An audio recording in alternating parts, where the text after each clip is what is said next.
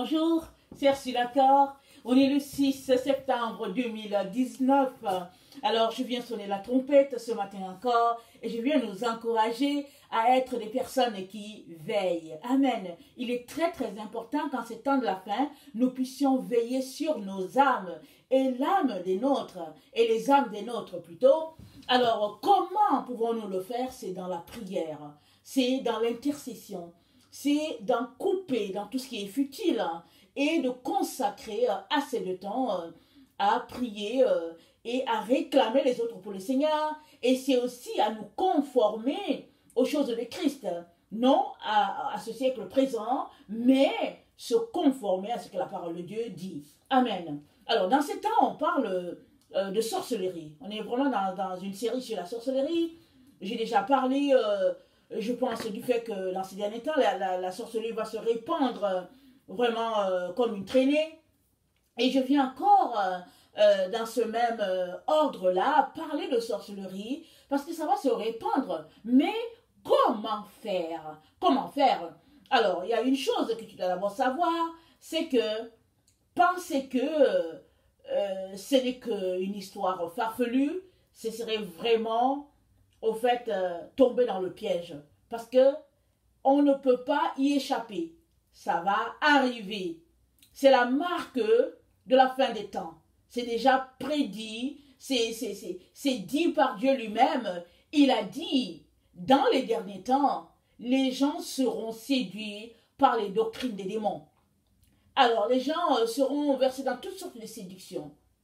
Et non seulement c'est décrit ce qui va arriver dans les derniers temps, c'est de dire à toi, méfie-toi de ces gens-là et éloigne-toi d'eux. Pourquoi? Parce que la sorcellerie, elle est contagieuse. Amen. Il y a des bases qui font qu'on attrape la sorcellerie. Il y a des gens qui disent que la sorcellerie, c'est juste pour les Africains. Mais non. La sorcellerie sont les pratiques, sont les sciences occultes. C'est des choses mystiques. La sorcellerie est répandue partout. Partout sur toute la terre. Et quand on regarde l'histoire, par exemple, de l'Occident, les choses qui se passaient en Europe, il fut un temps où ils ont décidé de brûler les sorciers et les sorcières. On les brûlait, on les jetait dans l'eau, on les mettait dans un bateau, comme on ne voulait pas les tuer, ben voilà, le vent les amenait à qui mieux, et puis ils partaient, ils arrivaient à destination, je ne sais pas où, parce que c'est des pratiques qui existent jusqu'aujourd'hui. Lire dans la boule, c'est la sorcellerie. Lire ton horoscope à tous les jours, c'est la sorcellerie. Alors, aller voir un marabout, c'est la sorcellerie. Porter des amulettes, c'est la sorcellerie. Et être membre de la Rose-Croix, être membre d'une confrérie, c'est la sorcellerie. Illuminati, sorcellerie. Franc-maçonnerie, c'est la sorcellerie. Club des optimistes. Toutes ces choses-là, c'est de la sorcellerie. Tout ce qui n'est pas sorcellerie, c'est la parole de Dieu. Si tu es versé sur la parole de Dieu, et que tu marches non selon des lois vraiment dites par-ci par-là, par ton peuple, et puis bon voilà, si tu ne marches pas selon le commun, les pratiques de vaudou, tout ce qu'on peut énumérer, si tu ne marches pas selon ces choses, tu ne pratiques pas la sorcellerie. Si tu marches seulement sur la Bible, je veux dire selon les enseignements de Jésus, bien sûr, parce qu'il y a plusieurs sorciers qui utilisent la Bible à leur fin. Parce que la Bible, c'est un livre pratico-pratique. Alors, très souvent, les enfants de Dieu ne savent pas, ils ne savent pas comment utiliser la Bible. Et ils vivent d'illusions, on leur raconte les illusions, et puis ils rêvent là que, bon, Jésus va venir un jour, et puis bon, ils passent le temps à rêver, au lieu de pratiquer ce qui se passe dans la Bible. Les sorciers, ils prennent ce qui sont dans la Bible, ce qui est dans la Bible, ils pratiquent ça à leur fin pour faire du mal aux autres. Et ce sera la marque de cette fin de temps. C'est déjà tellement répandu que la sorcellerie s'est infiltrée dans nos églises. Toutes les églises sont infectées, quasiment toutes. C'est une église qui n'est pas infectée. Alors, est-ce qu'on peut l'appeler église? Souvent, c'est des membres d'un petit groupe qui sont ensemble, qui se retrouvent, qui partagent le pain comme Jésus, qui prient ensemble, mais très souvent, les dénominations sont infiltrées par les pratiques de sorcellerie. Pourquoi? Parce que dans nos églises, il y a plein de choses qui se font qui n'ont rien à voir avec les lois divines. Il y a des règles dans nos églises, telle dénomination a sa règle, les baptistes ont leurs règles, Les gens de l'Alliance ont leurs règles. Les gens pentecôtistes, Assemblée de Dieu, les frères adventistes, on passe, ils ont leurs règles. Les catholiques, et puis bon, voilà, la branche de ceci, la branche. Chacun a ses règles, mais ça, c'est de la sorcellerie. Parce que pourquoi est-ce qu'il y a plein de confesseries comme ça? Pourquoi? Il y a des choses que Dieu a établies. Dieu a dit à Israël, voilà comment tu dois te comporter, voilà. Alors, si nous nous réclamons du Dieu d'Israël, ben, c'est qu'on doit suivre les consignes que Dieu a dit à Israël. Mais alors, les gens, ils trompent tellement le peuple qui disent que non, ben, ça c'était l'Ancien Testament, nous sommes dans le Nouveau, Jésus est mort pour nous, on a le salut gratuit, on peut faire ce qu'on veut. Est-ce que c'est cela? Mais non. Mais beaucoup de chrétiens marchent dans l'ignorance et dans le mensonge, qu'ils le sachent ou pas. Parce qu'on leur a dit qu'ils ont été sauvés un jour, ils sont sauvés toujours, et ils viennent, ils ne pratiquent rien de ce que Dieu dit. Et ils sont là, ils rêvent, je ne sais pas de quoi. Et à tous ces gens-là, le Seigneur dit, retourne immédiatement à la parole. Sinon, tu seras emporté par le vent de la sorcellerie qui est en train de souffler sur la terre, si déjà tu ne l'es pas. Amen. Il y a des degrés dans la sorcellerie. Il y a des gens qui sont des apprentis sorciers. Il y a d'autres qui sont des sorciers depuis longtemps. Il y a des autres qui sont des vrais sorciers. Il y a d'autres qui sont des sorciers inconscients. Ils sont atteints de sorcellerie, ils ne savent pas. Alors évidemment, suppose que ta famille est atteinte de sorcellerie. Alors comment penses-tu que toi, tu ne serais pas atteint de sorcellerie? Si ta famille pratique la sorcellerie depuis les générations, qu'est-ce qui te fait dire que toi, tu n'es pas dedans? La seule chose qui fera que toi, tu n'es pas dans la sorcellerie pratiquée dans ta famille, dans ton peuple, c'est le fait que tu as donné ta vie à Jésus et que tu marches selon Jésus. Et évidemment, ta famille t'aura rejeté. Ça, c'est sûr et certain. Si tu marches selon Jésus et que ta famille pratique la sorcellerie, ce n'est pas possible que tu sois accepté par eux. Ils vont te jeter. Déjà même que quand ils ne pratiquent pas la sorcellerie, ils te jettent quand tu décides de marcher main à main avec Jésus. Combien de fois quand ce sont les pratiquants, des gens qui lisent comment on appelle ça, dans les boules, et puis qui regardent le temps dans lequel on est, ils lisent sur les mains, les cartes et tout, mais ils te rejettent d'emblée. Et tout le monde, ils sont unanimes pour te rejeter. Parce qu'ils se disent que bon, on ne veut pas de cette personne-là, parce que la personne va nous voir.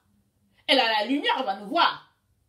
Alors, arrête de penser que ça ne va pas t'atteindre parce que tu as Jésus. Non. Jésus t'a dit comment marcher. Mais est-ce que tu marches selon ce que Jésus t'a dit?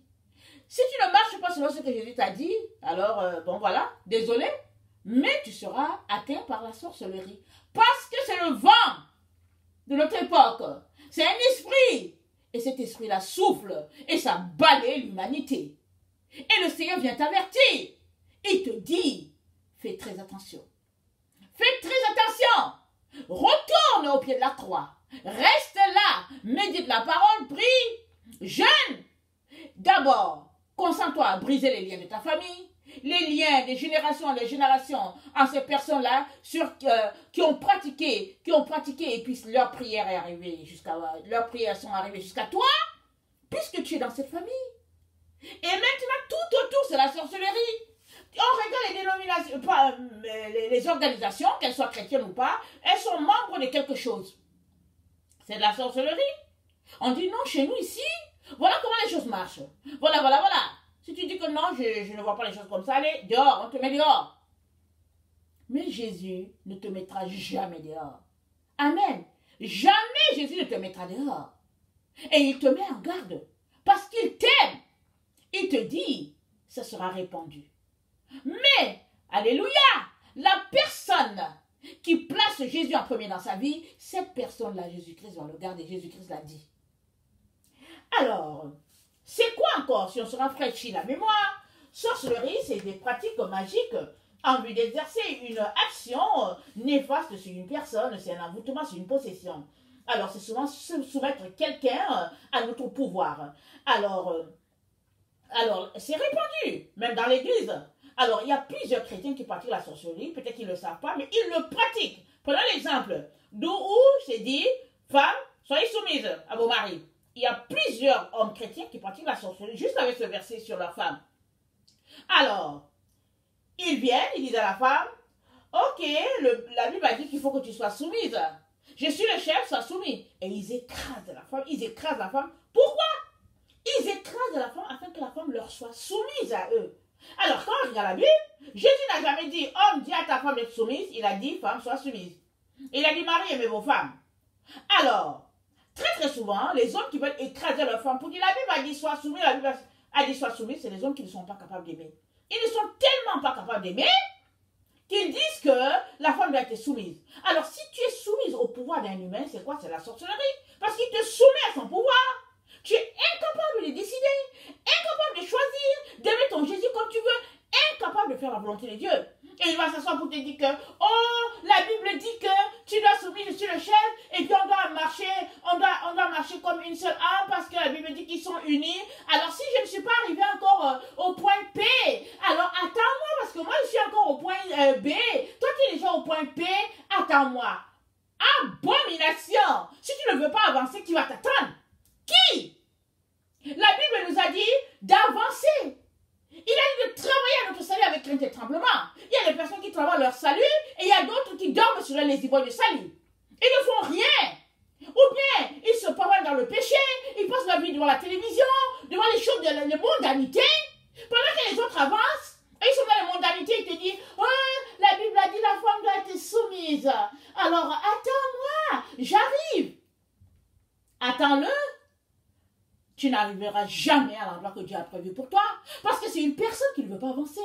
C'est une personne qui est dépendante des œuvres néfastes de la sorcellerie. Elle est assise là, elle n'avance pas. C'est rempli dans les églises de Dieu. Rempli à craquer. Alors toi, Jésus dit, fuis-les. Fuis ces gens-là. Alors si tu es marié à une telle personne, concentre-toi à chercher ton Dieu. Et puis, laisse aller. Quand la personne te parle, que ce soit comme de l'eau sur le dos du canard. Va trouver ton Jésus et puis prie. Aime la personne comme tu peux. Aime-la comme Jésus-Christ aimerait. Bénis-la. Et puis, mais n'entre pas dans son jeu. Parce que tu te retrouveras en enfer avec une telle personne. Elle est déjà sur le chemin d'enfer. Et elle cherche à y amener le maximum de personnes. Fuis. Fuis.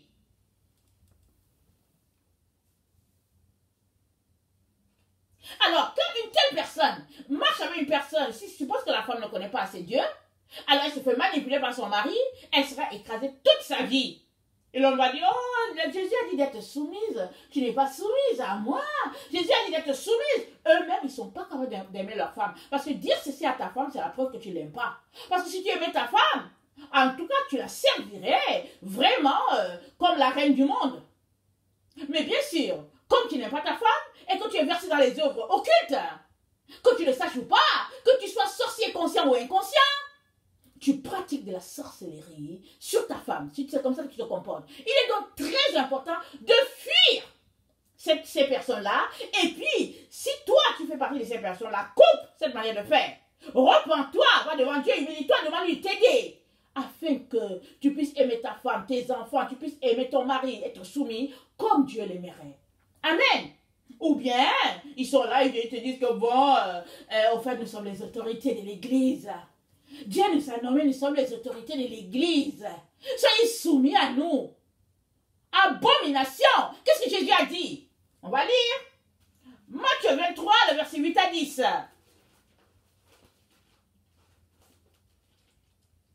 Si vous n'êtes pas content, allez dire. Matthieu 23, le verset 8 à 10.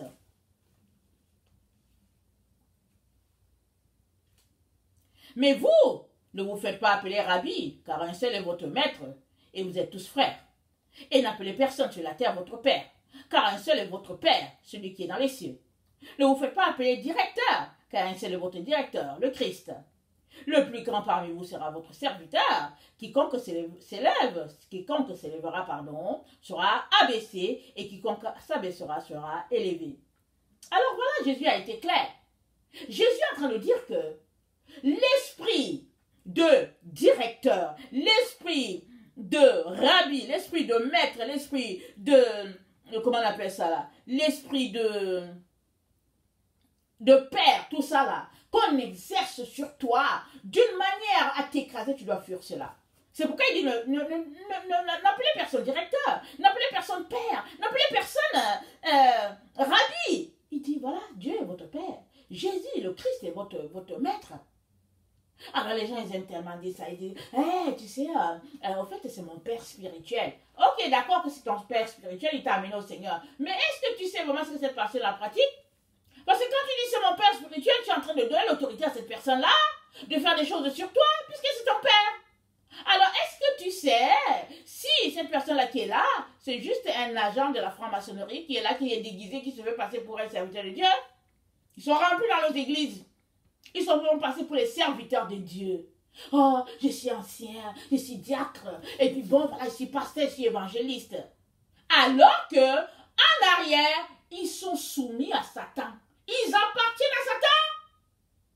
Et ils soumettent le peuple. Ah, ils ne m'obéissent pas, et puis vous devez obéir, et puis ta. Abomination. On obéit seulement à Dieu le Père, et à son Seigneur Jésus, à l'Esprit de Dieu. Une église qui est soumise au Saint-Esprit ne verra pas ces choses-là. Il y a que nos églises aujourd'hui qui sont remplies d'esprits humains, qui se font diriger par les gens de chair, et ils soumettent les gens. Ça, c'est des pratiques de sorcellerie. Alors, pourquoi Jésus-Christ nous met en garde contre les scribes, les pharisiens, à cause de tels comportements? Alors, toi qui es enfant de Dieu, toi qui cherches Jésus, toi qui es dans cette période de la fin des temps, parce que tu es né dans cette période-là, cherche ton Dieu et méfie-toi de ces gens-là qui cherchent le pouvoir à tout prix, qui sont là, qui disent, oh, on est les leaders, on est ceci, on est cela. Parce qu'ils sont leaders de qui? Est-ce que tu connais leur vie en secret? Tu les connais? Il y a des gens qui sont les meilleurs hommes de la terre ou les femmes de la terre devant le public. Mais une fois dans leur maison, oh là là, non, tu préfères ne même rien dire. Parce que tu te dis, c'est incroyable que cette personne-là se fasse appeler chrétienne. Tu te dis, non, je rêve.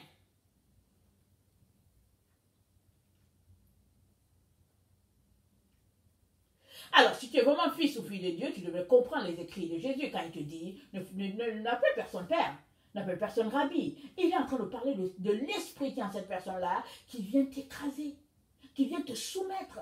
Tu dois être juste soumis à Dieu le Père, Dieu le Fils et puis le Saint-Esprit. Amen. Alors,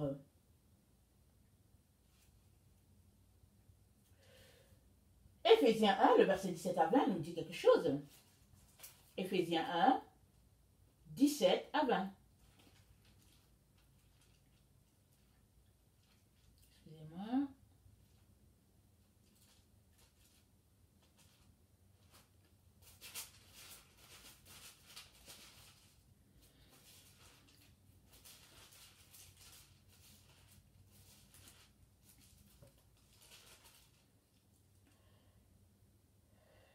Il est important que dans ce temps où nous nous trouvons, que nous puissions prier cette prière qui est dans Éphésiens. Je prie souvent cette prière. Afin que le Dieu de notre Seigneur Jésus-Christ, le Père de gloire, vous donne, ça c'est Paul qui parle, un esprit de sagesse et de révélation dans sa connaissance. Verset 18. Et qu'il illumine les yeux de votre cœur pour que vous sachiez quelle est l'espérance qui s'attache à son appel, quelle est la richesse de la gloire de son héritage qu'il réserve aux saints, et quelle est envers nous qui croyons l'infinie grandeur et la puissance, et sa puissance se manifestant avec efficacité par la vertu de sa force. Il l'a déployé en Christ en le ressuscitant des morts et en le faisant asseoir à sa droite dans les lieux célestes, au-dessus de toute domination, de toute autorité, de toute puissance, de toute dignité et de tout nom qui se peut nommer, non seulement dans les siècles présents, mais encore dans le siècle à venir. Il a tout mis sous ses pieds et il l'a donné pour chef suprême à l'Église, qui est son corps, la plénitude de celui qui remplit tout en tous. Amen. Jésus peut ouvrir tes yeux parce qu'il est le chef suprême. C'est lui le chef suprême. Alors quand tu te retrouves dans une dénomination, regarde ce que ces gens-là font. Est-ce qu'ils marchent selon ton maître Yeshua? Est-ce qu'ils font ce que Jésus a fait? Ce que Yeshua a fait? Est-ce qu'ils font cela? S'ils font cela, bénis le Seigneur de ce que tu es arrivé dans une église là où Dieu est là. Mais s'ils ne font pas cela, fuis-les. Regarde-les juste comme des comédiens. Et prie que le Seigneur ouvre tes yeux afin que tu puisses les voir, chacun individuellement. Parce que très souvent, c'est des pratiquants. Très souvent, c'est des gens qui sont une personne devant toi le dimanche pendant 2 heures et ils sont autres en arrière. Les dimanches, ils vont porter leur longue robe, leur longue soutane. Et puis en arrière, ils portent des culottes et puis des caleçons et puis se baladent dans la ville et puis se font passer pour les chrétiens. Les dimanches, ils sont les meilleurs chrétiens, ils ont les souris jusqu'aux oreilles. Et puis dans la semaine, bon voilà, tu n'oses même pas leur dire bonjour parce qu'ils t'assommeraient. Alors c'est très important de se méfier. De se méfier de ce qui se passe dans le siècle aujourd'hui. Seigneur, illumine les yeux de mon cœur afin que je puisse voir, comprendre. C'était ça la prière de Paul. Et puis ça, c'est une prière que je fais très souvent. Seigneur, illumine les yeux de mon corps, de mon cœur, pardon. Illumine afin que je puisse voir l'espérance qui s'attache à mon appel. Ah, Jésus, quelle prière!